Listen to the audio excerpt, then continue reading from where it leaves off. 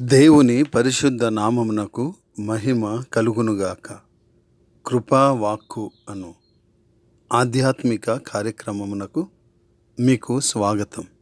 ఈరోజు దేవుని వాక్యము, మిమ్మును శ్రమపరచు వారికి శ్రమయు, శ్రమ పొందుచున్న మీకు మాతో కూడా విశ్రాంతియు అనుగ్రహించుట దేవునికి న్యాయమే.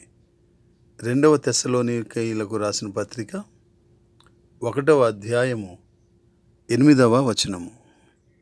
ప్రియులారా, బలమైనవాడు మంచివాడునైన దేవుడు ఆయన ఒకానొక దినము ఈ ప్రపంచంలోని తప్పులన్నిటినీ సరిచేస్తాడు.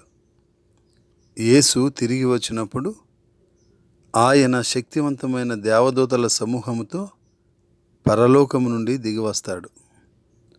ఆయన శ్రమ పొందుచున్న మీకు విశ్రాంతి అనుగ్రహించుటకు, అట్లే తన బిడ్డలను శ్రమపరచు వారికి శ్రమను ఇస్తాడు.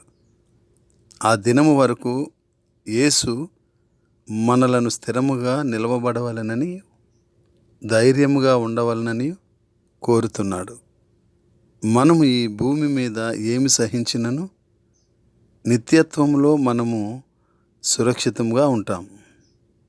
ఒకానొక దినమున దేవుడు అన్ని తప్పులను సరిచేస్తాడు. గ్రహిద్దాం. God bless you all.